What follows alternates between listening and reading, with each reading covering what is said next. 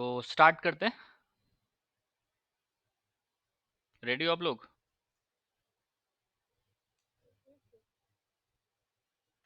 ठीक है। स्क्रीन आ रही है ना? देखो, सबसे पहले ध्वनि टॉपिक है, तो ध्वनि के बारे में हम लोग यहाँ डिस्कस करेंगे। तो ध्वनि से एक या दो क्वेश्चन आएंगे आपके, लेकिन पढ़ना इसमें काफ़ी चीज़ पड़ेगा। पहले तो म्यूजिक से रिलेट करके ध्वनि को पढ़ना है, देन कुछ इसके जो फिजिक्स वाले कुछ रूल्स होते हैं ना एस्पेक्ट्स में, वो भी कभी कभी आता है। तो सबसे पहले तो ध्वनि है क्या, आप सब लोग जानते हो ध्वनि क्या होती है? आवाज़ होती है, वही फिजिक्स के टर्म्स में और टर्मिनोलॉजी में ध्वनि कहते हैं। ठीक है। संगीत में ध्वनि क्या होता है? संगीत में ध्वनि को नाद कहते हैं। ठीक है। तो जैसे कि अगर हम यहाँ पर एक नॉर्मल ध्वनि की बात करते हैं, तो इसी ध्वनि को संगीत जो सांगीतिक ध्वनि है उसको हम नाद कहते हैं। अगर आपसे कोई ये बोले कि नाद क्या है, तो नाद एक प्रकार की ध्वनि ही है। कई प्रकार के नाद हो सकते हैं, असंख्य नाद होते हैं। ठीक है। और उनमें से आप लोगों ने यहाँ पर पढ़ा होगा कि फिर 24 हम यहाँ पर जो श्रुतियाँ, फिर कॉन्सेप्ट आता है, फिर स्वर आता है, आगे हम वो डिटेल में पढ़ेंगे। यहाँ पे थोड़ा थोड़ा एग्जाम्पल लेके चलता हूँ। ठीक है। तो संगीत शास्त्र में ध्वनि को क्या बोला गया है? संगीत शास्त्र में ध्वनि को, गुड इवनिंग, नाद बोला गया है। ठीक है। तो संगीत में अगर कोई ध्वनि बोलता है तो ये मान के हमें चलना पड़ेगा कि वो नाद के बारे में बात कर रहा हूँ। ठीक है। दूसरा चीज यहाँ पर, नाद तीन स्थानों से उत्पन्न होता है, मतलब ध्वनि तीन स्थानों से उत्पन्न होती है। अगर हम गायन के परिप्रेक्ष्य में देखते हैं, मंद्र स्थान धारण करता है, मध्य स्थान और तार स्थान। क्रमबद्ध तरीके से इन तीनों स्थानों से ही जो सांगीतिक ध्वनि है, जो नाद है, ये उत्पन्न होता है। इसके ऊपर की ध्वनि जो है वो सुनने में अच्छी नहीं लगेगी, और वहां तक जो गायन के परिप्रेक्ष्य में देखें वो जा भी नहीं सकते हैं, वादन से भी बड़ा कष्टकारी होता है। और अति मंत्र और अति तार की अगर बात करें, तो वहां पर नाद का जो एक सुनने में अच्छा लगे, रंजक भी हो, वो चीज वहां पे खत्म हो जाती है।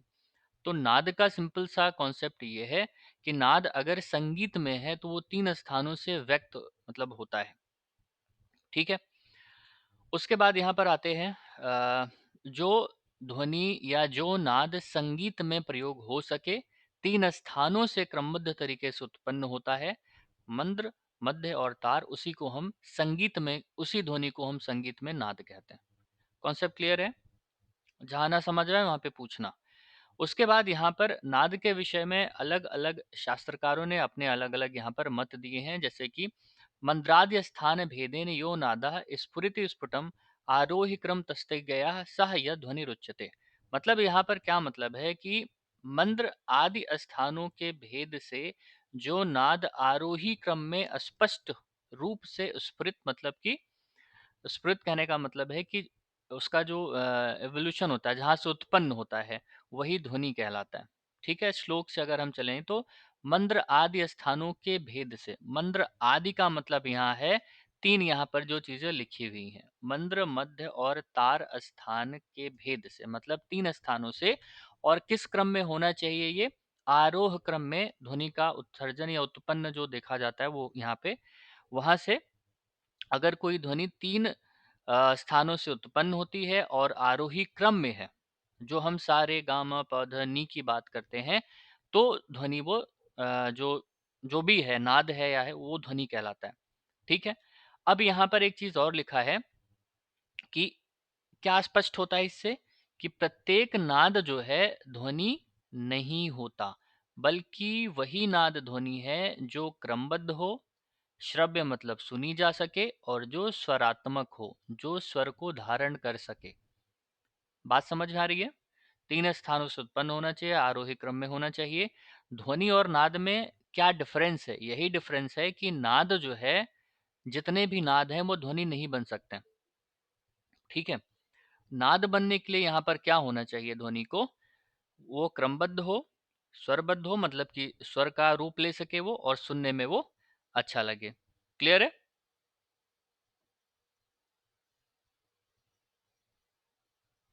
हाँ नहीं बोलते रहना।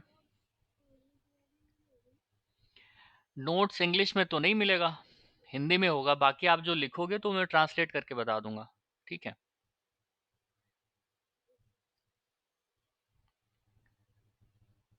उसके बाद यहाँ पर दूसरा है खाहुलो वोम्बकश्यव नाराटो मिश्रकश तथा ध्वनि चतुर्वेदा प्रोक्तुम गीत विद्या विशारदई।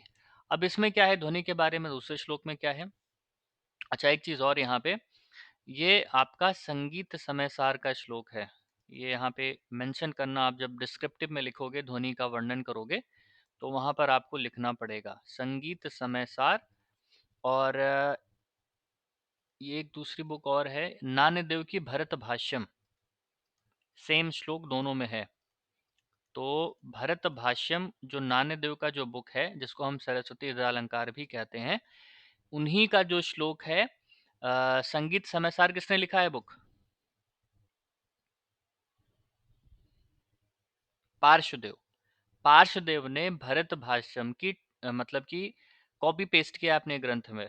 ठीक है, तो सबसे पहले ध्वनि के बारे में अगर ये पूछा जाए, हालांकि इतना डीप नहीं आएगा लेकिन आपकी नॉलेज के लिए, कि ये जो श्लोक हैं सबसे पहले भरत भाष्यम में आए हैं।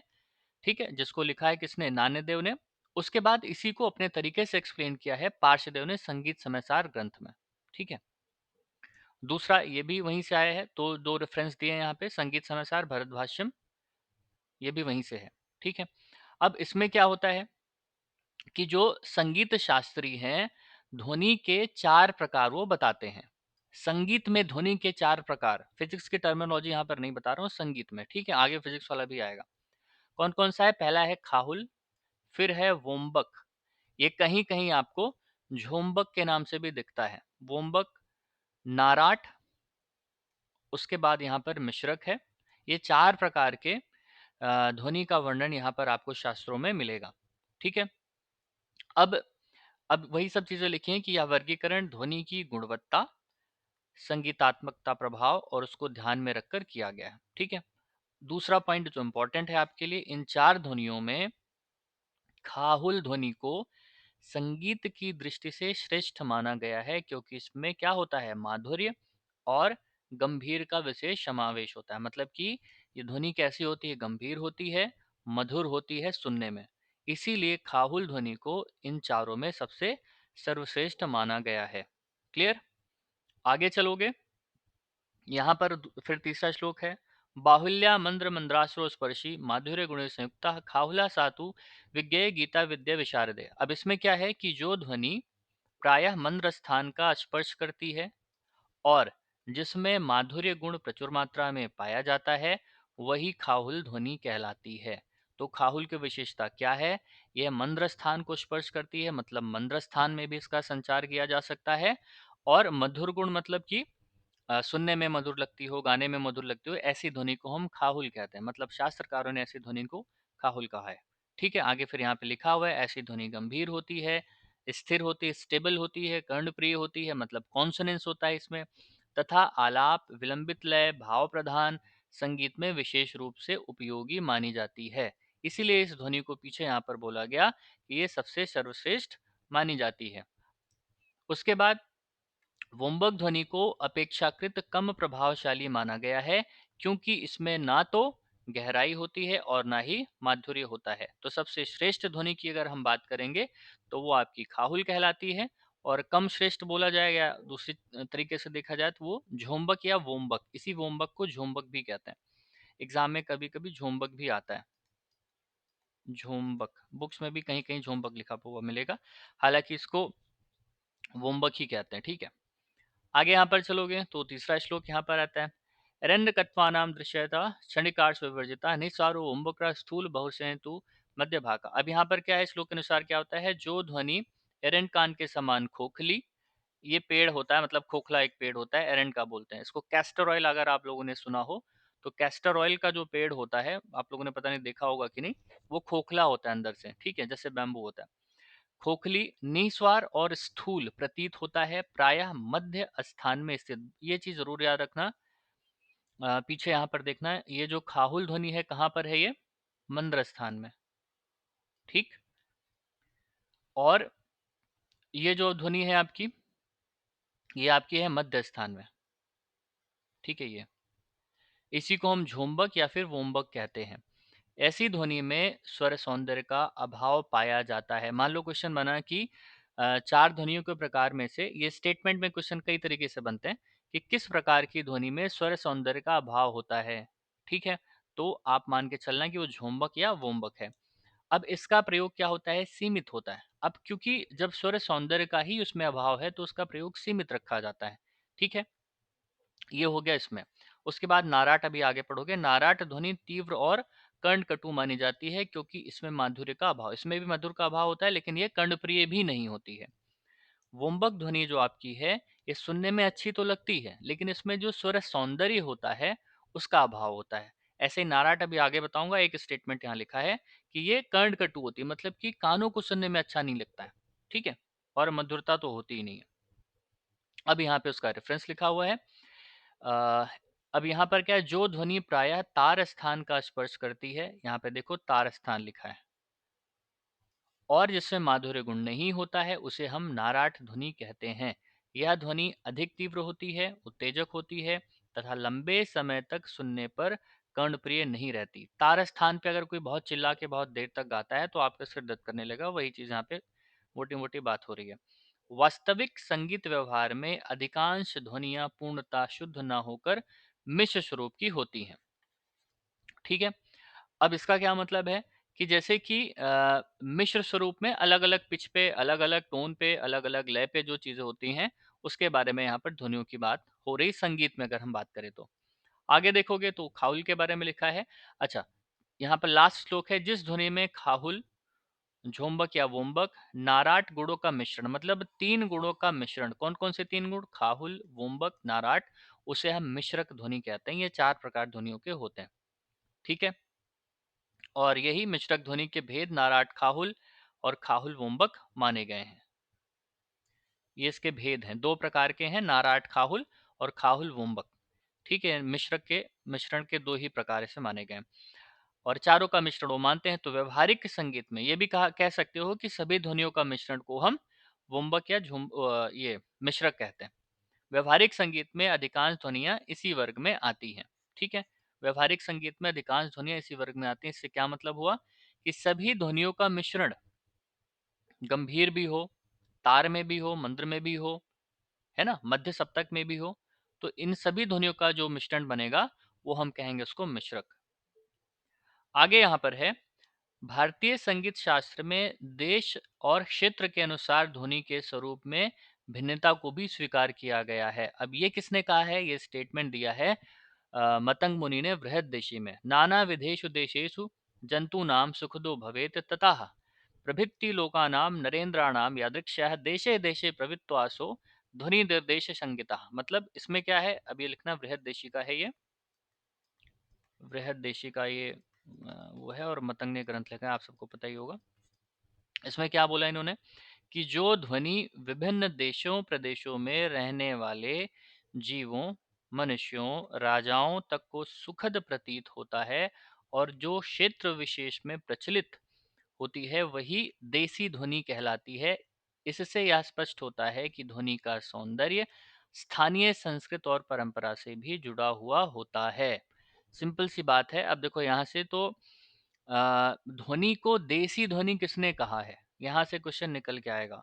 अब जैसे देसी संगीत है, वृहद देशी में ही ध्वनि को भी देसी ध्वनि कहा गया। बात समझ में आ रही है। तो देसी ध्वनि क्या होती है, जहाँ का क्षेत्र विदेश, अब इसको बहुत ओपन कॉन्टेक्स्ट में जाओगे तो ऐसे समझो, जो बंगाल का जो गाने का स्टाइल है ना, जिस पिच पे, जो लय पे, जो उनका लोक संगीत है जिस पे गाते हैं वो अलग है। यूपी का जो चैती कजरी, ये सब ठुमरी है, ये एक अलग पिच पे आता है। आप ऐसे ही राजस्थान चले जाओ, वहाँ की जो गायन शैलियाँ हैं वो अलग हैं। उसी को लेकर यहाँ पर इन्होंने मतंग ने वर्णन किया है कि अलग अलग जो प्रदेश होते हैं वहाँ की ध्वनियाँ, वहाँ के संगीत में जो अलग अलग अपना एक देसीपन होता है उसको उन्हें देसी ध्वनि कहा है। क्लियर हुआ यहाँ तक, कोई डाउट किसी को?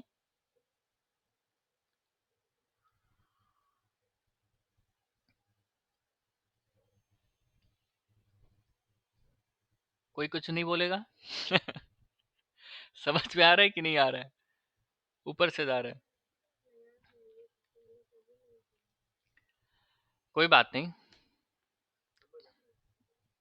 दो तीन बार देखोगे तो चीजें समझ में आएंगी। आगे है यहाँ पर आवृत्ति की बात करते हैं। तो देखो, आवृत्ति होती क्या है? तो सिंपल सी बात है, ध्वनि को जो हम नापते हैं या उसकी गति को मापते हैं, जो उसका आधार बनता है उसी को हम आवृत्ति कहते हैं। ठीक है? अब यहाँ पे इसको पढ़ोगे तो ध्वनि की उत्पत्ति कंपन के कारण होती है, आप सबको पता है। और उस कंपन की गति को मापने का आधार जो होता है वो आवृत्ति कहलाता है।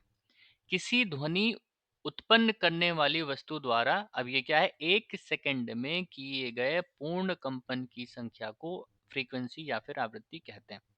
एग्जाम्पल से इसको समझ लो। जैसे मान लो, आप सबको पता होगा सा की आंदोलन संख्या कितनी होती है? 240। तो सा की, हम इसको ऐसे भी बोल सकते हैं कि सा की फ्रीक्वेंसी कितनी होती है?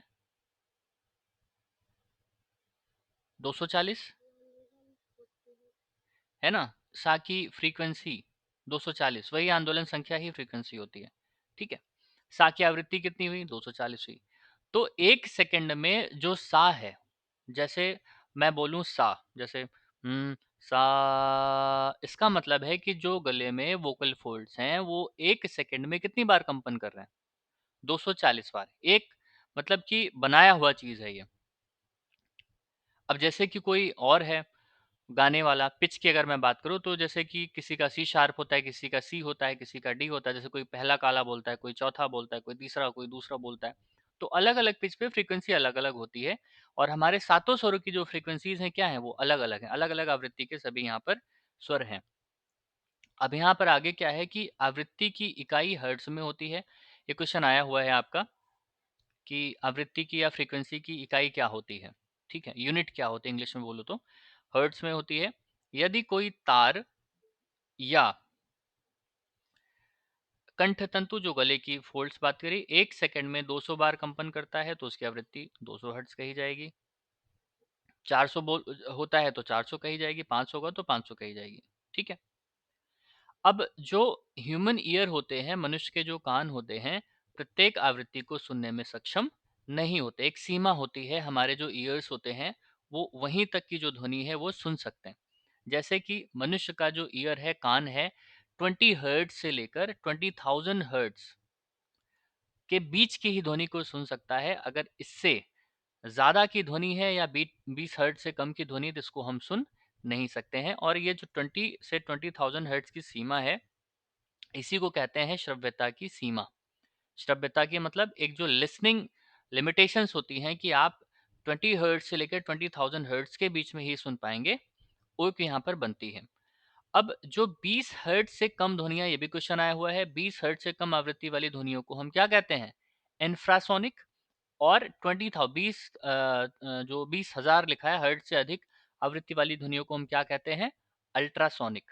तो इंफ्रासोनिक और अल्ट्रासोनिक, ये दो तरीके की साउंड वेव्स होती हैं जो हमारे, हालांकि म्यूजिक में तो खैर काम नहीं आता है।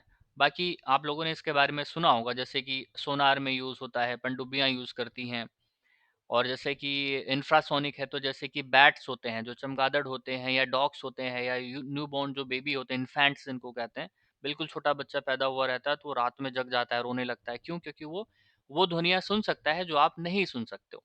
ऐसे डॉग है, वो उठ जाएगा तुरंत, क्योंकि वो ध्वनियाँ इसको हम कहते हैं इंफ्रासोनिक। इतने धीरे हैं कि हम नहीं सुन सकते। अल्ट्रासोनिक मतलब बहुत तेज ध्वनि हो गई, उसको भी हम यहाँ पर सुन नहीं पाएंगे, टी सी आवाज आएगी, बस इतना ही होगा। तो क्लियर है, ये क्वेश्चन यहाँ पर पूछे गए। तो यहाँ से 3-4 क्वेश्चन बनेंगे। ध्वनि की आवृत्ति क्या होती है? बोलो। अच्छा, आप लोग बोलो, ऐसे बोलोगे नहीं। ध्वनि की आवृत्ति क्या होती है? मतलब इकाई क्या होती है आवृत्ति की इकाई? ठीक है, इसकी यूनिट क्या होती है फ्रीक्वेंसी की यूनिट? हर्ट्ज में। और आवृत्ति होती क्या है? कितनी बार कंपन हो रहा है? ठीक है।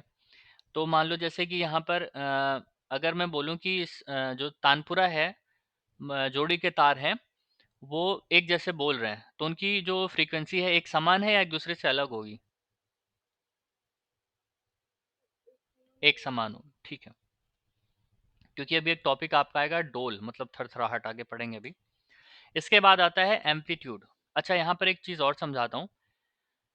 तो जैसे मान लो कि ये सा है, तो सा की फ्रीक्वेंसी आप लोग बोलते हो 240 है। ठीक है। अब जैसे कि कोई कोई सा बोलो अपने पिच पे, कोई लड़की या लड़का जो भी है।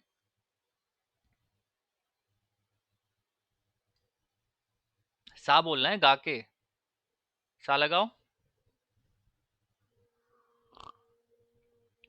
ठीक है। कौन सा पिच है ये?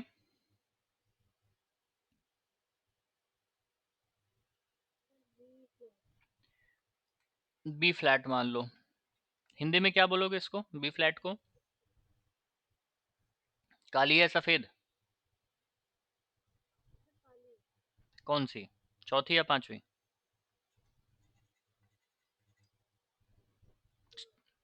चलो बाद में इसको बताऊंगा आप लोगों को।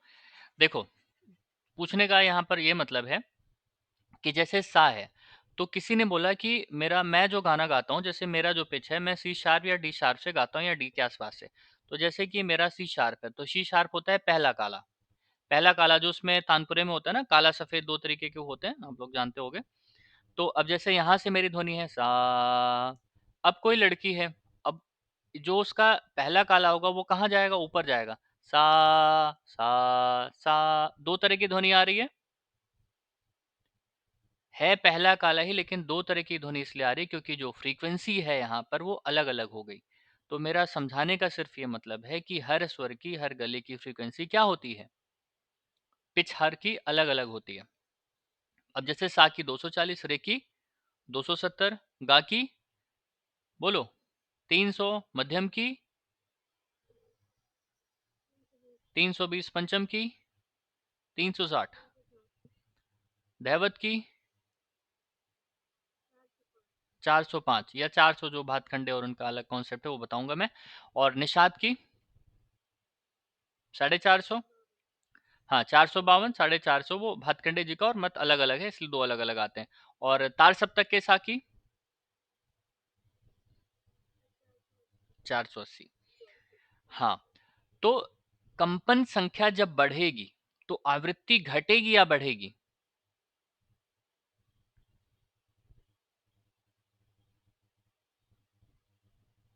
बोलो।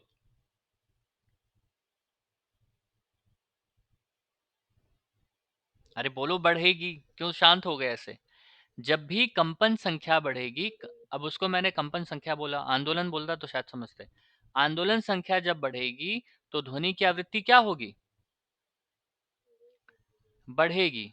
ठीक है, अब इसको मैंने कंपन संख्या बोल दिया तो कंफ्यूज हो गए। आंदोलन संख्या क्या होती है, जैसे सा की 240 है, फिर रे की 270 होती है मान लो, और गा की 300 होती है, तो यहाँ पर क्या हो, आंदोलन संख्या बढ़ रही है ना, यहाँ 240 है सा की, इधर ये तो इनकी आवृत्ति क्या हो जाएगी? अब सारे गा अलग अलग सुनाई देते हैं कि एक जैसे सुनाई देते हैं? अलग अलग है ना। सारे गा म प ध नि सा, सा नि ध प म ग रे सा नि ध प, ये मंत्र में जाएंगे तो वो हो जाएगी। तो यहाँ पर क्या हो रहा है कि सबकी फ्रीक्वेंसी यहाँ पर अलग अलग हो रही है। ठीक है, तो फ्रीक्वेंसी बढ़ने के मतलब आवृत्ति कब बढ़ेगी, जब आंदोलन संख्या बढ़ेगी। ठीक है, तो कहने का ये मतलब है कि आवृत्ति बराबर क्या होती है, आंदोलन संख्या। मतलब इसमें ये एक तरीके से वो होता है, एक सेकंड में जो उसका आएगा टोटल, उस तरीके से। चलो आगे चलते हैं। एम्पलीट्यूड, आयाम क्या होता है? आयाम ध्वनि तरंग की ऊंचाई को दर्शाता है, यह ध्वनि की तीव्रता से संबंधित होता है, लाउडनेस से। जब किसी ध्वनि तरंग का आयाम अधिक होता है तो ध्वनि तेज सुनाई देती है, और जब आयाम कम होता है तो ध्वनि धीरे सुनाई देती है। इस प्रकार आयाम का संबंध ध्वनि की तेजी या मंदता, मतलब कि कितनी तीव्र होगी कितनी मंद होगी, इससे होता है, ना कि ऊंचे या नीचे होने से। समझाता हूं इसको बाद में। संगीत में यह बात विशेष रूप से समझना आवश्यक है कि तेज आवाज का अर्थ स्वर ऊंचा नहीं होता, दो समान पिच के हो सकते हैं, परंतु देखो यहाँ पे लिखा क्या है।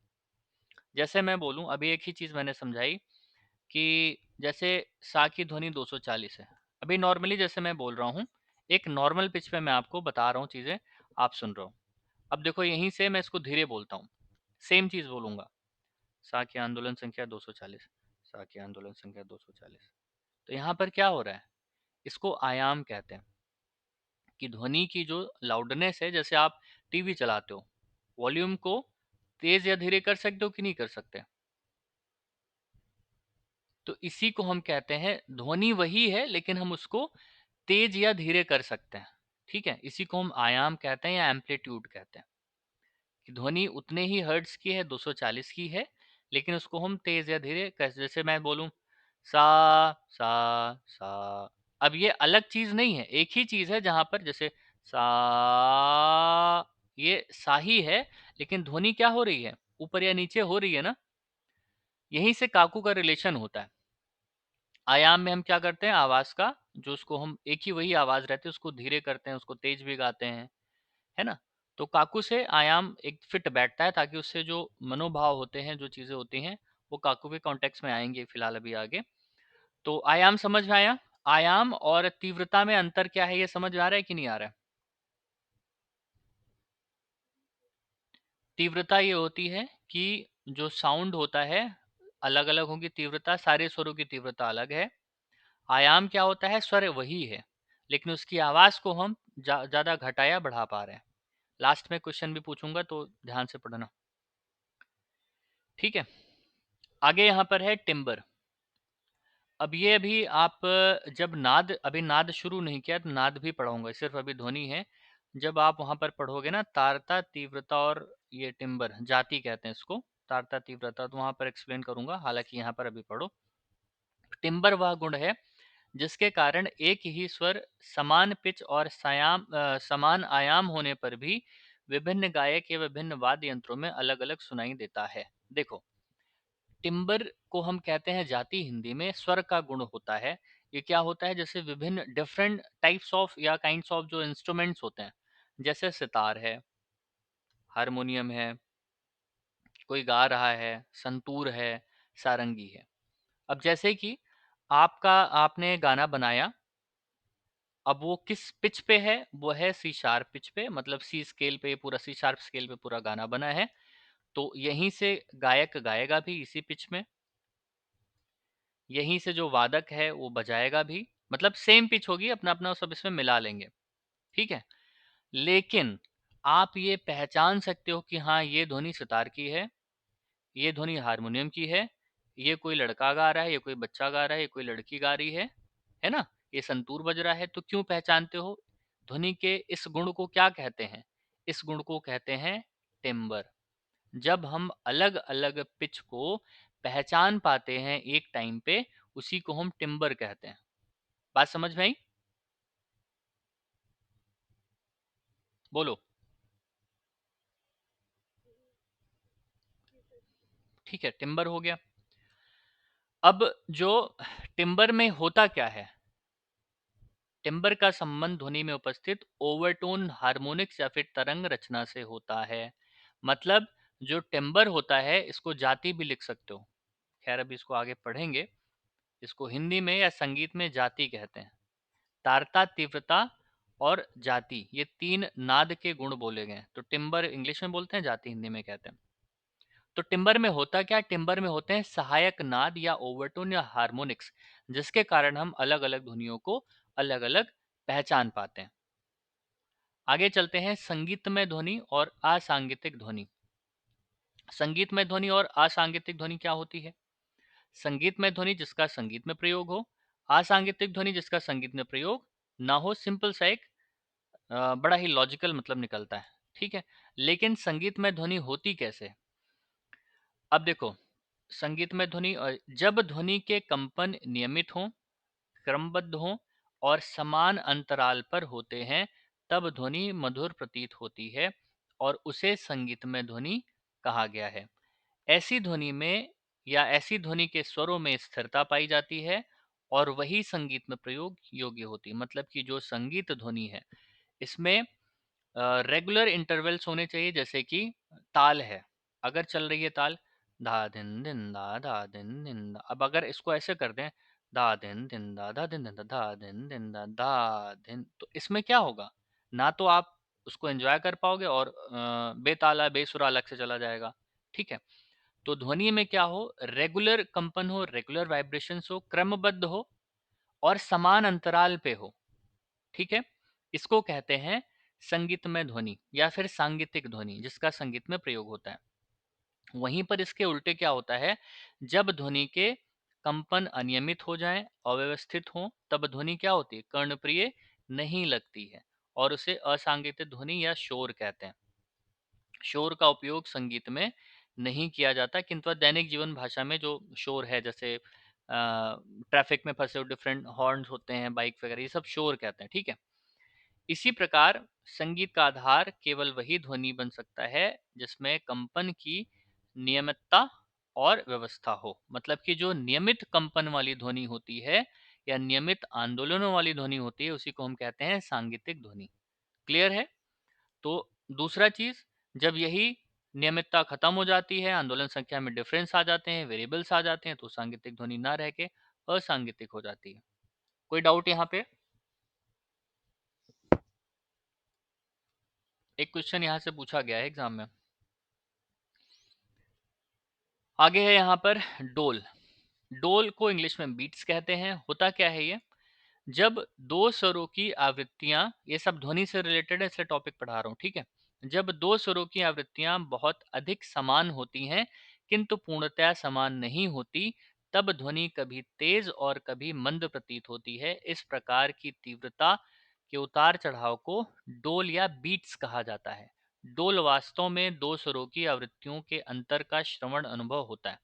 अब ये है क्या, मैं बताता हूँ। गाते गाते आप ये पहचान सकते हो ना कि बेसुरा हो गया गाना, कि नहीं पहचान पाते?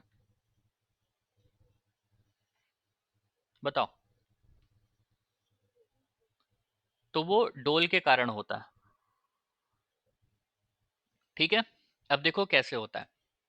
जैसे मान लो तानपुरा डोल होता क्या है, पर्टिकुलरली जब दो ध्वनियां, जैसे 240 की 240 की ध्वनि है, दूसरा भी 240 की ध्वनि, तानपुरा में जोड़ी के तार होते हैं जिनको षडज पे मिलाते हैं, मध्य सप्तक के षडज पे। तो कोई टीचर कहता है, प्रोफेसर कहता है, हाँ एक तार नीचे बोल रहा है, एक ऊपर बोल रहा है, दो आपस में मिले हुए नहीं है, होता है ना, तो वो दोनों सा मिलाते हैं, बराबर करते हैं, एक जैसी ध्वनि आती है। ठीक है। लेकिन कभी कभी क्या होता है कि एक तार ऊपर बजता है, एक तार धीरे, थोड़ा सा स्लाइटली अंतर होता है, लेकिन सुनने वाला पकड़ लेता है। वो कहता है नहीं, तानपुरा सही से नहीं मिला है। तो कारण यही डोल होता है। जब दो स्वर समान आवृत्ति के होंगे, फ्रीक्वेंसी के होंगे, तो सुनने में अच्छे लगेंगे। मान लो तानपुरे का एक तार 240 पे सेट है, बिल्कुल सुनने में अभी अच्छा लग रहा है, लेकिन वहीं पर एक तार यहाँ पर क्या हो गया, 230 पे बज रहा है। तो कितना अंतर आया यहाँ पे, 10 हर्ट्ज का अंतर आ गया। एक तार तो 240 से बिल्कुल मिला हुआ है, बिल्कुल अच्छा लग रहा है सुनने में, दूसरा 230 पे बज रहा है। तो आपको पहचान में क्या आ रहा है, आपको पहचान ये जो 10 हर्ट्ज का साउंड है ना, ये पहचान है, ये बेसुरापन उत्पन्न कर रहा है। इसी को हम डोल कहते हैं। बात समझ में आई? अब ये डोल कब समाप्त होगा, तानपुरा फिर घुमाओगे, घुमा के जब लाओगे बिल्कुल 240 हो जाएगा वो अपने आप। अभी आप कहीं काउंट नहीं कर रहे हो, बस ये आपने अभ्यास से सीखा, गुरुओं से सीखा, 240 पे जैसे आएगा बस एकदम दोनों तार बहुत ही अच्छे से वहां पर बोलने लगते हैं। क्लियर है? देखो, तानपुरा या किसी वाद्य को मिलाते समय डोल का अनुभव अत्यंत महत्वपूर्ण होता है। जैसे जैसे दो स्वर एक दूसरे के निकट आते हैं, डोल की गति धीमी होती जाती है, और जब जब स्वर पूर्णता मिल जाते हैं, मतलब कि दोनों की आंदोलन संख्या बराबर हो गई, तब डोल समाप्त हो जाता है। इस प्रक्रिया के माध्यम से स्वर मिलान की शुद्धता जांची जाती है। मतलब डोल का क्या महत्व है, डोल का यही महत्व है कि स्वर मिलान की जो प्रक्रिया होती है, इंस्ट्रूमेंट से मिलाने की जो प्रक्रिया होती है, उसको हम डोल के माध्यम से ही समझ पाते हैं। ठीक है। यदि डोल की संख्या बहुत अधिक हो जाए, अधिक होने पे क्या होता है, तो ध्वनि कर्णकटु प्रतीत होती है। कर्णकटु कहने का मतलब है कि बेसुरी प्रतीत होती है और श्रोता को श्रवण कष्ट होता है, मतलब सुनने में बेसुरापन लगेगा, अच्छा नहीं लगेगा। इसलिए संगीत में डोल का नियंत्रण आवश्यक माना गया है। क्लियर है? इंस्ट्रूमेंट्स में ज्यादा होता है, गायन में तो गला बेसुरा ही होता है। ठीक है। कोई डाउट? एक पॉइंट यहाँ पर लिख लेना, 23 डोल प्रति सेकंड की जो संख्या होती है, मतलब अगर कोई ध्वनि 23 डोल पर सेकंड है, मतलब कि 23 हर्ट्ज की है, और डोल उसमें 23 हर्ट्ज का हो रहा है प्रति डोल प्रति सेकंड की, सबसे ज्यादा अनिष्ट मानी जाती है। ये क्वेश्चन आरपीएससी में आया है। अगर कोई ध्वनि 23 डोल प्रति सेकंड बज रही है तो फिर यहाँ पर क्या होता है, ये अनिष्ट मानी जाती है। तो हमारे में ऐसा कौन सा कोई स्वर है, बताओ जरा आप। मतलब 23 के आसपास निकले, 30 हो जाए, 32 हो जाए, 20 निकले, बताओ। अब देखो एग्जामिनर यहीं से उसने पढ़ा, पहले तो उसने नॉर्मल क्वेश्चन दिया, अब उसका दिमाग चलेगा, वो कहेगा अच्छा अब देता हूं मैं। वो पूछ लेगा कि हमारे शास्त्रीय संगीत में कौन से दो स्वरों के बीच में सबसे ज्यादा डोल उत्पन्न या फिर मिलता है, जो सुनने में उतने अच्छे नहीं लगते। कभी ध्यान दिया है? देखो प्रैक्टिकली देख लो, 240 यहाँ पर सा होता है, कोमल रे की आंदोलन संख्या कितनी होती है?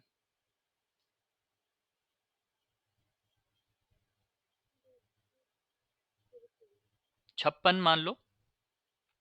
तो 256 में से 240 घटाओगे तो कितना आएगा? कितना आया? 16? 16 आएगा, ज्यादा आएगा?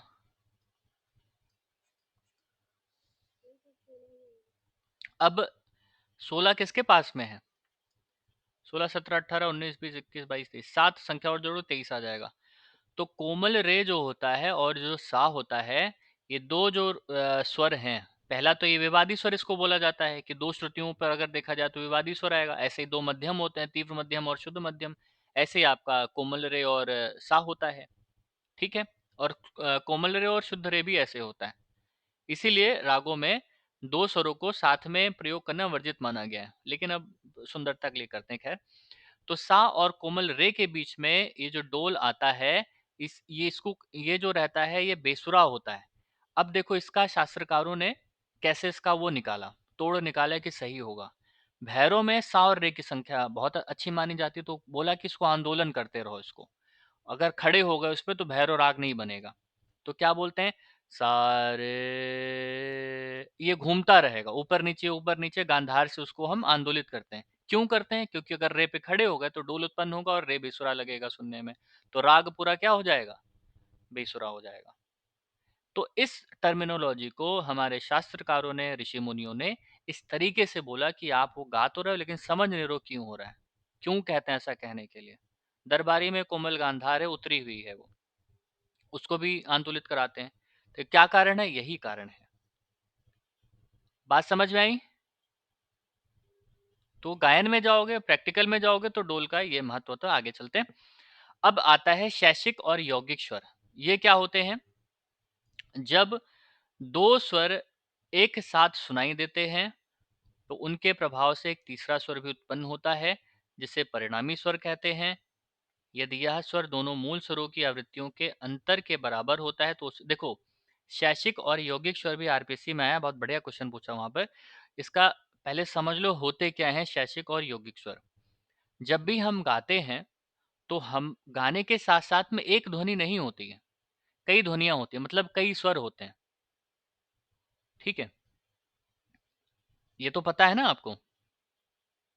अब जैसे कई स्वर कैसे हो गए, जैसे कि अब मोरी नैया और तोड़ी, अब मोरी नैया, तो अब मोरी नैया बोला तो कितने स्वर आ गए इसमें? बहुत सारे स्वर आ गए। तो बहुत सारी आवृत्तियां आ रही हैं। तानपुरा भी बज रहा है उधर, सारंगी अगर है तो वो भी बज रही है, हारमोनियम है तो वो भी बज रहा है, तो कितने सारे स्वर आ गए, बहुत सारे स्वरों का एक जगह पर मिलन हो रहा है। तो वहां पर शैक्षिक और यौगिक क्या होता है, देखो, यदि किसी स्वर की जो आवृत्ति है या आंदोलन संख्या है वो 30 हर्ट्ज की है और दूसरे स्वर की 200 हर्ट्ज है, तो एक स्वर और उत्पन्न होगा जो हम सुनने पे ध्यान नहीं देते, क्योंकि म्यूजिकल चीजों तो म्यूजिकल है, ये प्रैक्टिकल, सॉरी, थ्योरेटिकल पढ़ने के लिए। तो तीसरा स्वर जो है वो 100 हर्ट्ज का शैशिक स्वर उत्पन्न होता है। मतलब अगर मान लो, बस समझाने के लिए, सा की आंदोलन संख्या 300 है, ठीक है, और यहाँ पर रे बज रहा है, उसके आंदोलन संख्या 200 है, ये समझाने के लिए बता रहा हूँ, इसके आंदोलन संख्या अलग अलग 240, 270 होती है, ठीक है। तो इसमें अब जब ये दो ध्वनि आपस में टकराएंगी तो 200 और 200 ये ध्वनियां तो मिलके एक हो जाएंगी, लेकिन ये जो 100 हर्ट्ज का अंतर आएगा ना, मतलब 300 में से 200 गया, कितना बचा? 100 बचा ना, तो 100 ध्वनि 100 हर्ट्ज की ध्वनि अलग से हमें सुनाई देगी। ठीक है, तो इसी को कहते हैं, क्या कहते हैं, शैशिक स्वर। क्या बोलते हैं, शैशिक। शैशिक मतलब इसको ऐसा समझ लो कि आपने कोई चीज को डिवाइड किया, भाग दिया, तो भाग देने पे क्या आता है लास्ट में, शेष। बात समझे, तो उसी को समझ लो कि शैशिक स्वर हो गया। दो ध्वनि आपस में टकराई, जो जितने समान का था वो उसमें चला गया, मिल गया, उसमें जो एक्स्ट्रा बचा वो अलग से सुनाई देगा, तो इसी को हम शैशिक कहते हैं। ठीक, यदि परिणामी स्वर दोनों मूल स्वरों की आवृत्तियों के योग के बराबर उत्पन्न होता है तो उसे यौगिक स्वर कहते हैं। अब देखो, यौगिक मतलब इन दोनों को जोड़ दो, तो जोड़ने पे क्या आएगा, बताओ, 500 आएगा। तो देखो यहाँ पर कितने प्रकार की ध्वनियां सुनाई देंगी। एक ध्वनि 300 हर्ट्ज की है, एक ध्वनि 200 हर्ट्ज की है, फिर एक ध्वनि इनके अंतर पर निकली तो वो 100 हर्ट्ज की अलग से अंतर पर निकली, फिर इनके जोड़ने पर निकली, तो कितनी ध्वनियां सुनाई देंगी, 4। क्लियर है। शैशिक क्या होगा, ये जो 100 शेष आया घटाने पर उसको हम शैशिक कहते हैं, और यौगिक क्या होता है, जोड़ने पर जो आया इसको हम यौगिक कहते हैं। आरपीएससी में ऐसे घुमा के ही मैथमेटिकल कॉन्सेप्ट में क्वेश्चन यहाँ पे पूछा है, हालांकि इसमें देगा नहीं मुझे नहीं लगता है, लेकिन आपके सिलेबस में है तो यहाँ पर पढ़ लो। बात समझ में आई।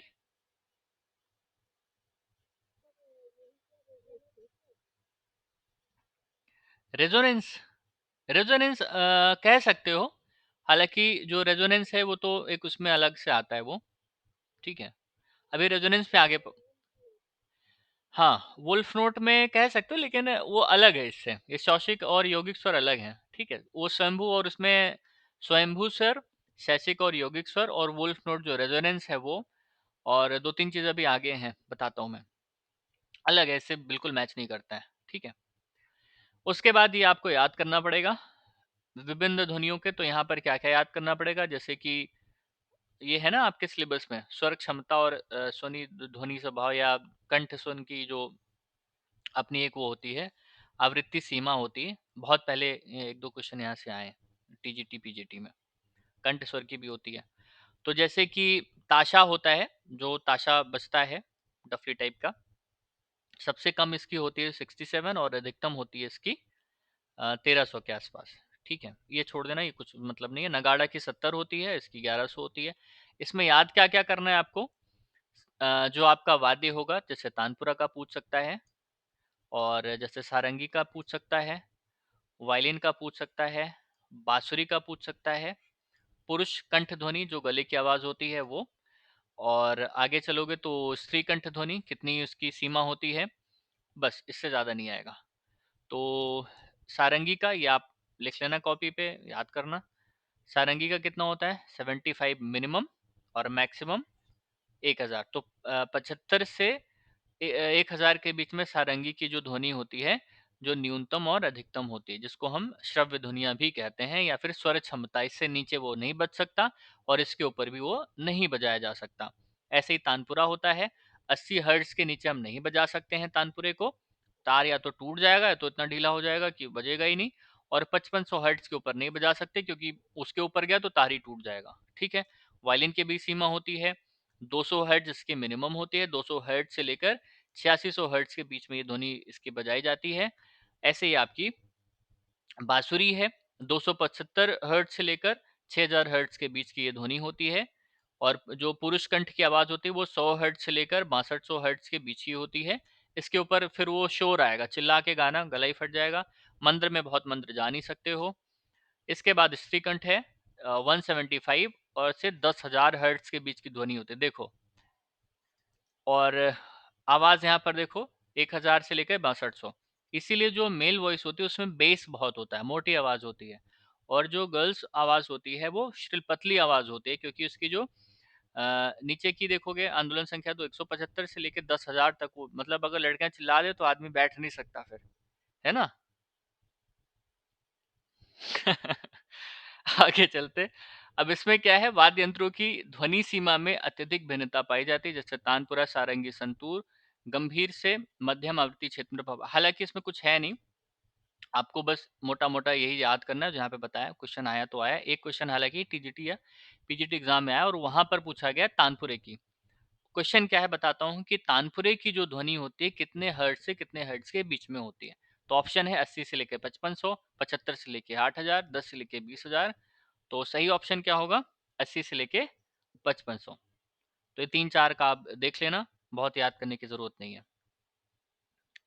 उसके बाद यहाँ पर ध्वनि का वेग किसमें सबसे ज्यादा होता है? तो सबसे ज्यादा ध्वनि का वेग किसमें होता है? अगर यहाँ से सेकंड टेबल से चलो तो कांच में होता है। ये DSSC में इस बार का जो एग्जाम हुआ था शायद उसमें पेपर में आया हुआ था। तो इसका 16,400, हालांकि लोहे में भी है, लोहे में भी ज्यादा होता है।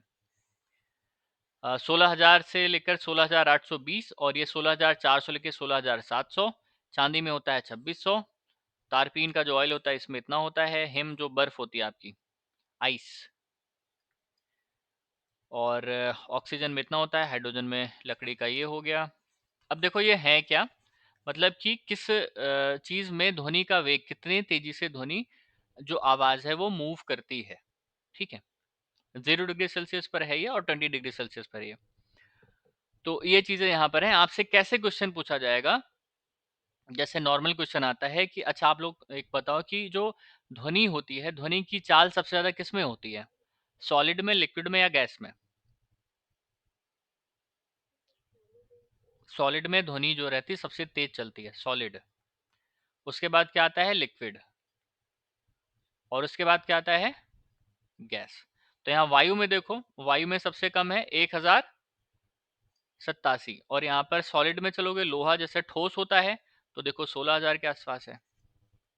ऐसे ही कांच होता है, कांच में 16,400 के आसपास होता है। और कांच का एक प्रकार जैसे कि उसको भी बोलते हैं डायमंड जो होता है, डायमंड में ध्वनि का सबसे ज्यादा होता है। ठीक है, क्योंकि वो सबसे ज्यादा ठोस चीज होती है। बात समझ में आई क्या यहाँ से पूछा जा सकता है? ध्वनि की चाल सबसे ज्यादा सॉलिड में होती है, उसके बाद लिक्विड में, और उसके बाद गैस में। इसके बाद आता है आपका अनुनाद, जैसे इन्होंने पूछा था। इसको इंग्लिश में कहते हैं रेजोनेंस। जब कोई वस्तु किसी दूसरी वस्तु से उत्पन्न ध्वनि के प्रभाव से स्वयं बिना प्रत्यक्ष प्रहार के कंपित होने लगती है, इस क्रिया को अनुनाद कहते हैं। अब इसको समझ लो। इसी को सिंपैथिक वाइब्रेशंस कहते हैं। देखना कभी कभी एग्जाम में ऐसे पूछता है, इंग्लिश देके, sympathetic, what is sympathetic vibrations. इसी को अनुनाद कहते हैं या रेजोनेंस कहते हैं। जैसे मान लो अ, दो समान लोहे की या फिर रॉड ले लो ऐसे। ठीक है, दो समान आकार, मोटाई, चौड़ाई, वेट सब बराबर, सब दोनों बराबर होना चाहिए। और जब इनको एक एक को सीधे ऐसे खड़ा करके रख दो, और ये जब इस पे आप प्रहार करोगे ना, दोनों मान लो इस पे किसी लकड़ी पे आपने लगा रखे, तो इस पे प्रहार जब ये बजेगा तो इसकी वाइब्रेशंस की वजह से ये खुद ब खुद बजने लगेगा। ये देखा आप लोगों ने कभी कि नहीं देखा? है ना? इसी को कहते हैं रेजोनेंस। तो हम इसको यहाँ पे क्यों पढ़ रहे हैं? हम इसलिए पढ़ रहे हैं इसको क्योंकि जो सितार में तरफ के तार लगाए जाते हैं वो इसी गुण पर आधारित है। सितार में जो मेन तार होते हैं या जो तत्वाद्य आपके होते हैं, नीचे जो तरफ के तार लगाए जाते हैं, अनुनाद के कारण लगाए जाते हैं, ताकि जो सारे गामा पाधानी है जो स्वर बज रहे हैं अच्छे से गूंज उत्पन्न हो सके उसमें। तो जब मेन मुख्य तार जो सितार में तार होते हैं, सात होते हैं, जब वो बजाए जाते हैं तो नीचे जो तरफ के 12 हैं, 14 हैं, सारंगी में तो अलग होते हैं, सितार में भी 12 या 13 लगते हैं। तो वो जब नीचे लग रहे हैं तो वो खुद ही बजने लगते हैं। क्यों? क्योंकि ध्वनि जब ऊपर से बजी तो वो ध्वनि नीचे वाले तारों को भी प्रभावित करती है। ठीक है, तो वो भी बजते हैं, तो उससे स्वर का एक भरावट जो उत्पन्न होती है, उसी प्रभाव को हम कहते हैं अनुनाद। क्लियर है? ठीक है, तो ये चीज हो गया। तो तरब के तारों का प्रयोग किसका उदाहरण है? अनुनाद का। अनुनाद के कारण ही तरब के तार स्वतः ही वहां पर झनकृत होते हैं जब ऊपर के तार बजाए जाते हैं। क्लियर है? अनुनाद की स्थिति तब उत्पन्न होती है जब दो वस्तुओं की आवृत्ति क्या हो? समान हो या अत्यंत समीप हो। क्लियर है? समझ में आया कि नहीं आया? जब दो वस्तुओं की जो फ्रीक्वेंसी है समान होगी, तभी अनुनाद या फिर रेजोनेंस की जो क्रिया होती है वो संपन्न हो पाई, अदरवाइज नहीं हो पाएगी। तो अनुनाद के लिए क्या आवश्यक है? ध्वनि का कौन सा गुण आवश्यक हो गया? आवृत्ति। कैसी होनी चाहिए आवृत्ति? समान होनी चाहिए। अगर असमान है तो रेजोनेंस का गुण या फिर अनुनाद वहां पर नहीं आएगा। ये आपके उसमें सिलेबस में है, बाकी तो ऐसे ही लिखा हुआ है, जो मैंने समझाया वही चीजें यहाँ पे हैं। आगे चलोगे, प्रतिध्वनि, एको बोलते हैं इसको। प्रतिध्वनि क्या होती है? जब किसी स्थान पर, जैसे मान लो मैं कमरे में हूँ, तो कमरे में मैंने बोला हेलो, तो आवाज सुनाई देती है, हेलो हेलो हेलो, गूंजती है, उसी को हम एको कहते हैं, और हिंदी में उसको प्रतिध्वनि कहते हैं। तो जब एक स्थान से खड़े होकर कहीं बंद स्थान पे आप खड़े हो, तो वहां से आप बोल रहे हो, तो वापस जो ध्वनि टकरा कर आपके पास आती है, मतलब आप तो बोल के चुप हो गया हेलो, खाली कमरा होता है तो हेलो बोलो तो आवाज कई बार गूंजती है ना, इसी को एको कहते हैं। ठीक है, प्रतिध्वनि कहते हैं। तो जब किसी स्थान पर उत्पन्न ध्वनि परावर्तित होकर कुछ समय बाद पुनः सुनाई देती है, तो इस घटना को क्या कहते हैं? प्रतिध्वनि कहते हैं। प्रतिध्वनि का कारण प्रायः दूर स्थित कठोर और समतल सतह होती हैं, जैसे पर्वत श्रेणियां, ऊंची दीवारें, विशाल भवन।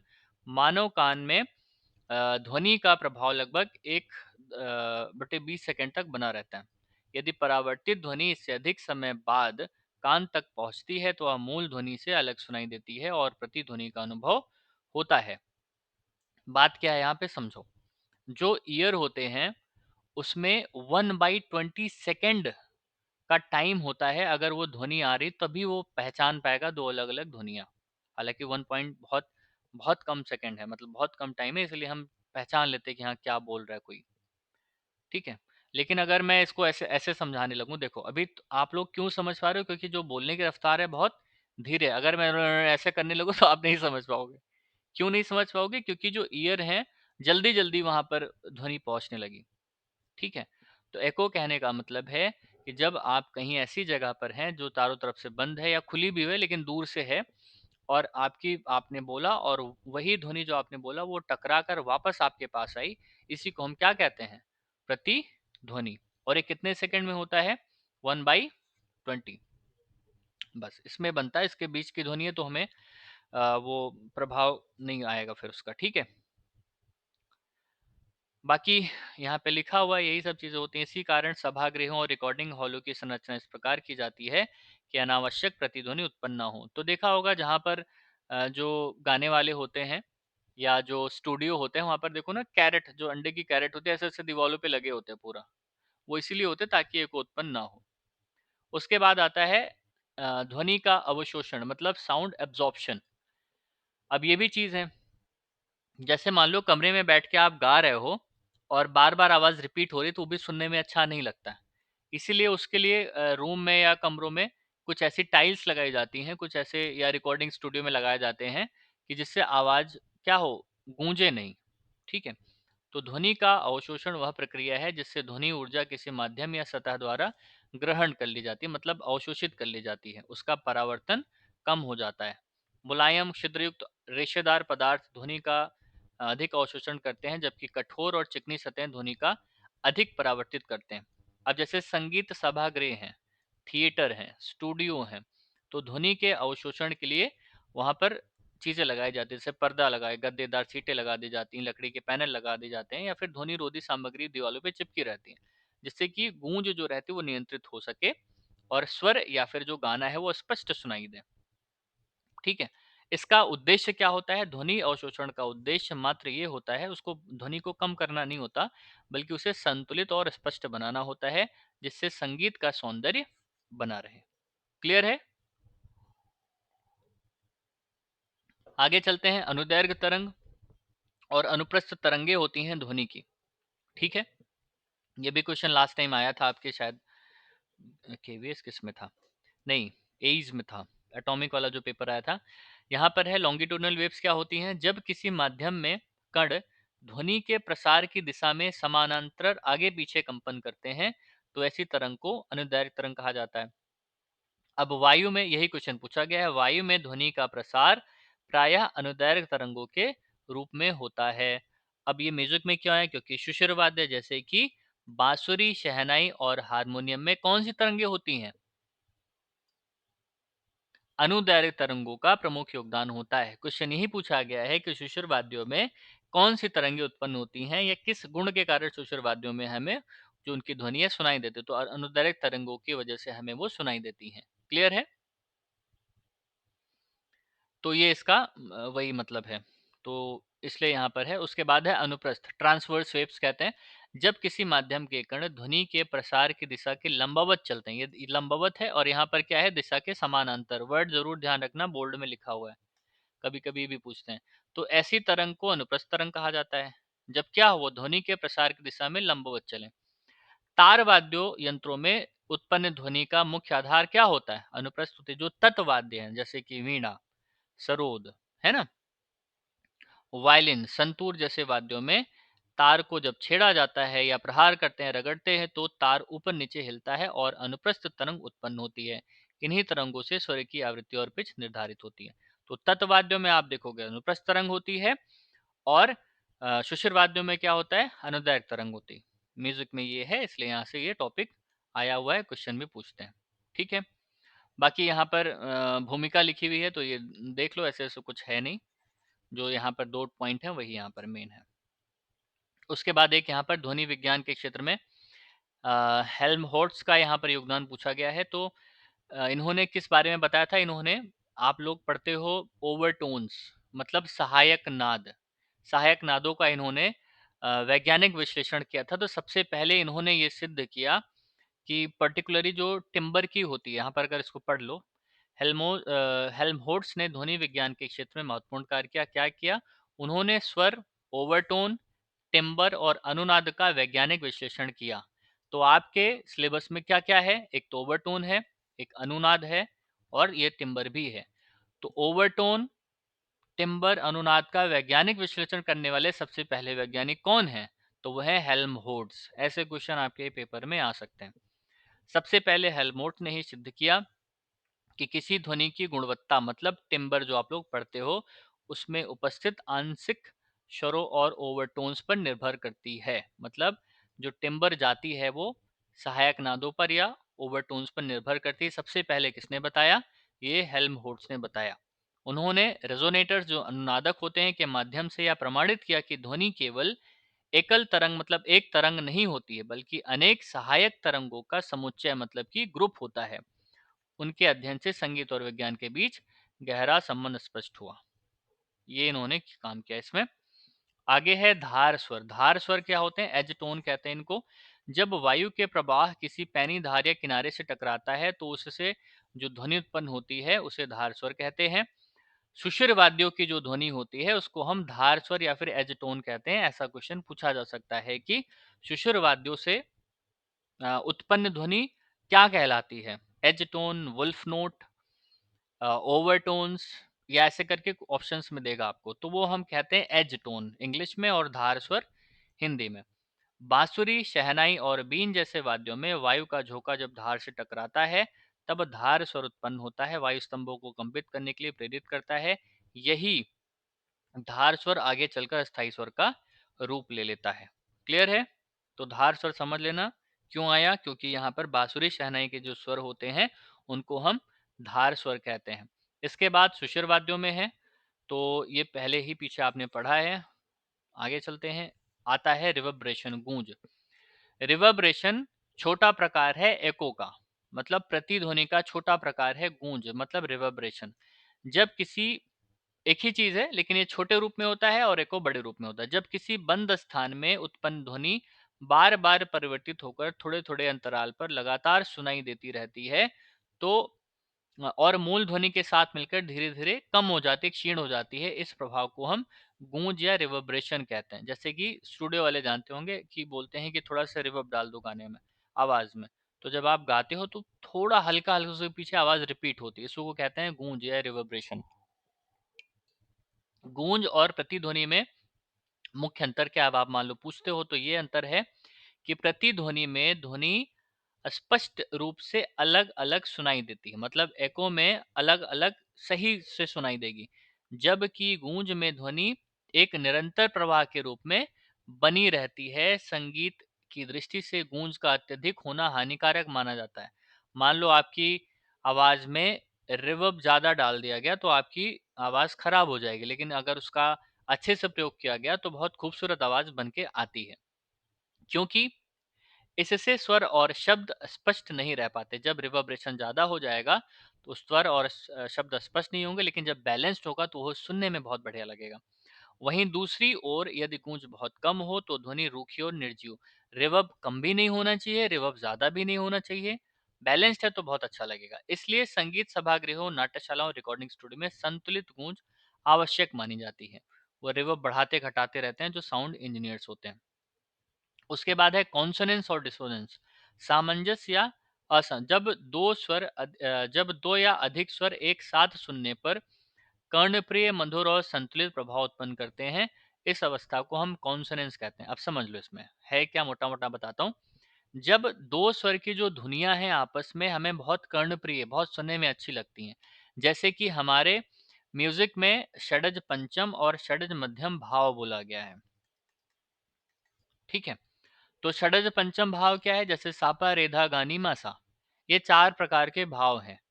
अब चार प्रकार के भाव क्या है? मतलब 13 श्रुति अंतराल पर जो स्वर होंगे या जिन पर रागों में ज्यादा ज्यादा प्रयोग होगा, वो राग सबसे अच्छे होंगे और सुनने में बहुत अच्छे लगेंगे। इसी को हम कहते हैं कॉन्सोनेंस। ठीक है, लेकिन यहीं पर एक और चीज आता है डिसोनेंस। जब दो स्वर ऐसे प्रयोग हो जिन सुनने में बिल्कुल अच्छे नहीं लगे, तो उसको हम कहते हैं डिसोनेंस। बस यही कॉन्सोनेंट डिसोनेंस का यही मतलब है। तो कॉन्सोनेंस किसमें होता है? षडज पंचम और षडज मध्यम भाव में। और डिसोनेंस किसमें होता है? जैसे सा और तीव्रमा, सा और कोमल रे, सा और कोमल धा, है ना। यह विवादी स्वरों में आपका डिसोनेंस यहाँ पर आता है। बात समझ में आई? Consonant dissonance.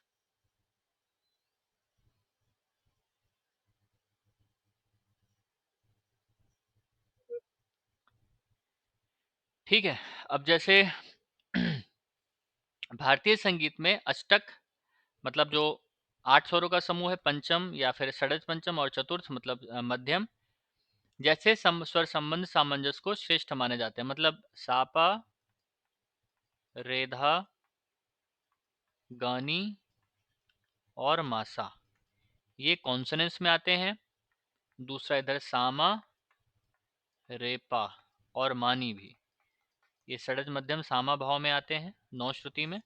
और सापा, रेधा, गानी, मासा, ये मैं आपको स्वर संवाद में पढ़ाऊंगा, यहाँ पे भी थोड़ा सा बस इसको बताने के लिए। तो ये जो भाव होते हैं सुनने में ये अच्छे लगते हैं, इसलिए रागों में इनका प्रयोग होता है। ठीक है, डिसोनेंस में भी वही है, जब दो या अधिक स्वर एक साथ सुनने पर कर्णकटु या तनाव अस्थिर ऐसे लगे तो उनको हम डिसोनेंस कहते हैं। अब जैसे कि सा कोमल रे है, सुनने में अच्छे नहीं लगते। सा कोमल माँ है, ये सुनने में अच्छा नहीं लगे। जैसे सा से सीधा माँ पे गए, सा से कोमल रे पे गए, वो सुनने में अच्छे नहीं लगते हैं। ठीक है, लंबे समय तक अगर उनको बार बार बार बार गाते रहें, इसी को विसंयोजन कहते हैं। और संगीत में इसको विवादी स्वर कहा गया है। दो श्रुतिक जो रहते हैं या दो श्रुतियों पर हैं कोई ऐसे स्वर हैं तो सुनने में अच्छे नहीं लगते, उसी को हम डिसोनेंस कहते हैं। ठीक है, उसके बाद क्वेश्चन यहाँ पे आता है। ये टॉपिक यहाँ पे ध्वनि का खत्म होता है। पहला क्वेश्चन यहाँ पर है, अब बताना आंसर आप लोग। शास्त्रीय संगीत में ध्वनि और नाद का संबंध किस आधार पर निर्धारित किया गया है? क्वेश्चन है, शास्त्रीय संगीत में ध्वनि और नाद का संबंध किस आधार पर स्थापित किया गया है? ऑप्शन नंबर ए है, बी है, सी है और डी है। केवल श्रव्यता के आधार पर, केवल कंपन के आधार पर, नाद का आरोही क्रम में स्पष्ट अस्फुरण, या फिर ध्वनि की तीव्रता पर। आंसर क्या होगा? Very good. और कोई ये सही बता रहे हैं कि नहीं? ठीक है, अभी टेस्ट कर लूंगा कितना आया आप लोगों को। आंसर सी वाला जो है बिल्कुल सही है। और ये कहाँ आपने पढ़ा है? जो पहला वाला वो था, एक दो स्लाइड पे आप देखोगे वहीं पे सीधा सीधा लिखा हुआ है। उसके बाद है मंद्राद्य स्थान भेदेना, ये जो श्लोक आया था, श्लोक में ध्वनि की कौन सी विशेषता प्रमुख है? अब ये श्लोक दिखाऊं बोलो तो? नहीं तो बताओ, अच्छा गैस करो। ध्वनि का वेग, नाद का श्रव्य और क्रमबद्ध स्वरूप, अनुनाद की स्थिति, या तरंगों का प्रसार। क्या बोला गया इसमें?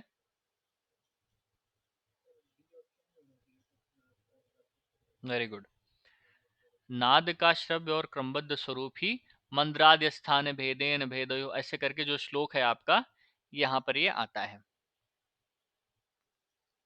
क्वेश्चन नंबर 3, खाहुल ध्वनि की प्रमुख पहचान क्या मानी गई है? तार स्थान का स्पर्श, मध्य स्थान की प्रधानता, मंद्र स्थान का स्पर्श और माधुर्य, तीव्रता या कठोरता। Very good. मंद्र स्थान के स्पर्श को हम खाहुल कहते हैं। आगे चलते हैं। वोम्बक या झोंबक ध्वनि को निहसार क्यों कहा गया, बताइए। उसमें आवृत्ति अधिक होती है, उसमें माधुर्य और रस का अभाव होता है, वह तार स्थान में उत्पन्न होती है, या उसमें अधिक ओवरटोन होते हैं। Very good. क्या होता है इसमें? माधुर्य और रस का अभाव होता है। ठीक है, आगे चलते हैं। नाराट ध्वनि में नाराट ध्वनि संगीत में कम उपयोगी क्यों मानी गई है? वह अत्यधिक मंद्र होती है या मंद में होती है, अनुनाद उत्पन्न नहीं करती है, माधुर्य गुणों का अभाव होता है, या केवल ताल वाद्यों में पाई जाती है, बताओ। माधुर्य गुण का अभाव होता है। Very good. आगे चलते हैं क्वेश्चन नंबर 6 पे। मिश्रक ध्वनि का व्यवहारिक संगीत में अधिक प्रयोग क्यों होता है? क्योंकि वह पूर्णतः शुद्ध होती है, क्योंकि वह सभी गुणों का संतुलन रखती है, क्योंकि वह केवल तारस्थान में होती है, क्योंकि वह केवल लोक संगीत में मिलती है। आंसर क्या हो जाएगा? Very good. 6 आंसर राइट है। Question number 7। आवृत्ति पिच के संबंध में सही कथन कौन सा है?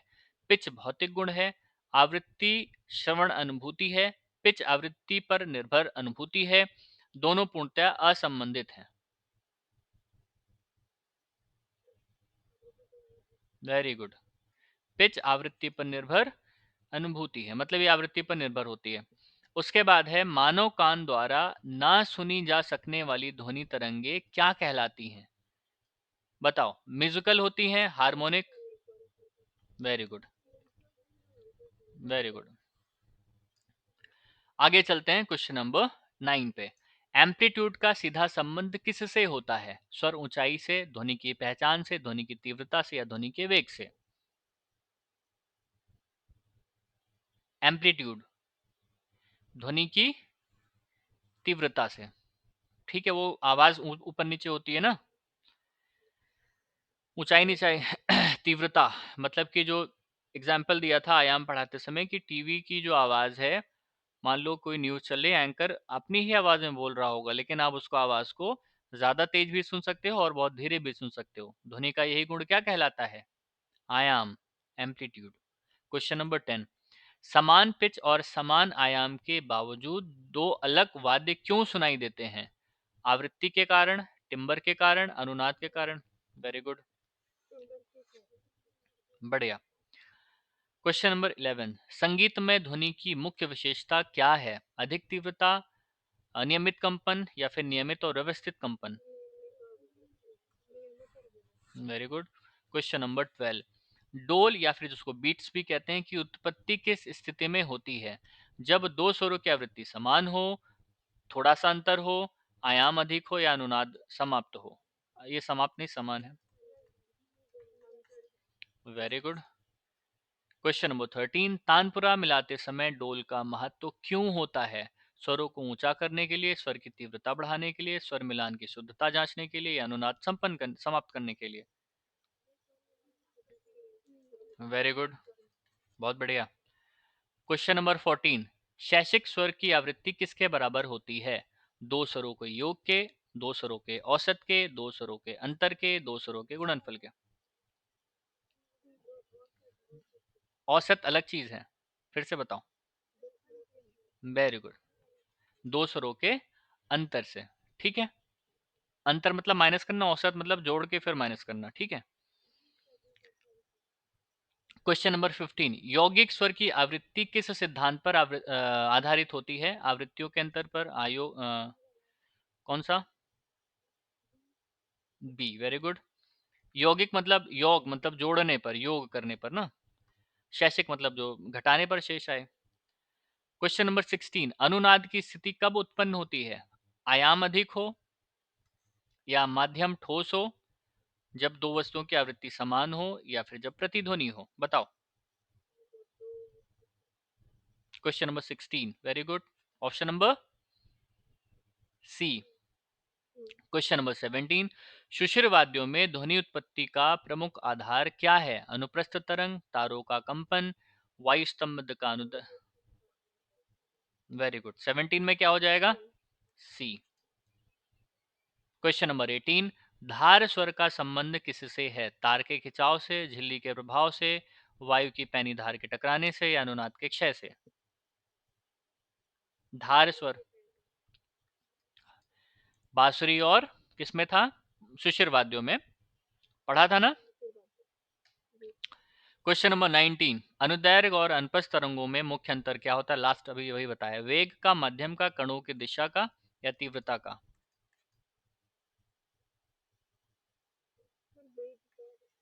कणों की दिशा मतलब वो लंबवत जाती है ना। और उसमें देख लेना टॉपिक, ये अभी रिकॉर्डेड डाल दूंगा तो पढ़ना फिर। संगीत सभागृहों में ध्वनि अवशोषण का मुख्य उद्देश्य क्या है? पूर्णतः रोकना, बढ़ाना, या नियंत्रित करना, या पिच को बदलना? ध्वनि को नियंत्रित करना। सी ऑप्शन आपका राइट है। ठीक है, चलो बढ़िया है, आंसर तो दे पा रहे हो एटलीस्ट। अभी इसको वीडियो को फिर से पढ़ना, फिर से क्वेश्चंस देखना। ठीक है, समझ आया? टॉपिक अच्छा लगा? नया टॉपिक है ना, क्योंकि इसमें तो थोड़ा, अब क्योंकि पहले उतना किया नहीं है इतना वो से, तो थोड़ा सा लग रहा होगा। लेकिन अब देखो, ये तो हो गया एमसीक्यू। आगे ये वर्णनात्मक प्रश्न भी लिखे हुए हैं। कैसे क्वेश्चन पूछेगा? भारतीय संगीत शास्त्र में ध्वनि की संकल्पना को श्लोकों के माध्यम से स्पष्ट कीजिए। तो 2 श्लोक या 3 श्लोक या 4 श्लोक जो भी आपको याद हो, लिख के उनका ग्रंथ लिख के, किस ग्रंथ में पूछा गया, मतंग ने बताया क्या है, और उसको अच्छे से एक्सप्लेन कर दिए, कुछ शब्द और भी जोड़ दीजिए। समझ में आया? दूसरा क्वेश्चन, आवृत्ति, आयाम और टिम्बर का संगीत में क्या महत्व है? अगर इसको समझ लिया आपने तो लिख लोगे क्या महत्व है, उदाहरण सहित बताना है इसको। तीसरा क्वेश्चन, डोल, शैशिक और यौगिक स्वरों की उत्पत्ति तथा उनके संगीतात्मक प्रभाव पर चर्चा कीजिए। चौथा क्वेश्चन, अनुनाद या फिर सिंपैथिक वाइब्रेशन को तानपुरा एवं तार वाद्यों के संदर्भ में समझाइए। पांचवा क्वेश्चन, प्रतिध्वनि, गूंज और ध्वनि अवशोषण का संगीत सभागृहों की रचना में क्या महत्व है? तो जो आपने टॉपिक पढ़ा, 5 यहाँ से वर्णनात्मक प्रश्न निकलेंगे, इससे ज्यादा नहीं निकलेंगे। पीछे जो 20 क्वेश्चन है, हो सकता है 10 और निकल आए, लेकिन उससे आंसर निकाल लोगे। अब मुझे ये बताओ, वर्णनात्मक की 10 नंबर का होगा, कितने नंबर का है? अलग अलग है। हाँ, 4 नंबर का है। केवीएस में कितने का? केवीएस में आएगा ना डिस्क्रिप्टिव।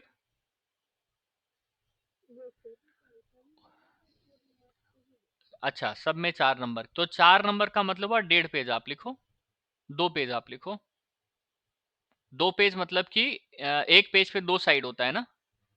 हाँ, तो बस उतना ही लिखो, मतलब एक पेज पूरा और दूसरा पेज आधा, मतलब कि 1.5 पेज का आंसर होगा। बढ़ा के आपको लिखना है, 1.5 पेज से ज्यादा 4 नंबर में नहीं लिखना है, क्योंकि अब देखो, यहाँ पर मान लो ये पूछा है श्लोकों के माध्यम से, मान लो आपको 2 श्लोक याद हैं। अब आप उसको 3 पेज 4 पेज तक खींच के ले जाओगे तो गड़बड़ हो जाएगा। हालांकि ये मैं आपको लिखकर भी समझाऊंगा, तो ऐसा पैनिक में नहीं आना कि कैसे करेंगे। ठीक है, वो पूरा मैं इसका तरीका भी समझाऊंगा। अभी टॉपिक समझ आया कि नहीं आया? ठीक है, तो ठीक है, आज इतना करते हैं। कल की क्लास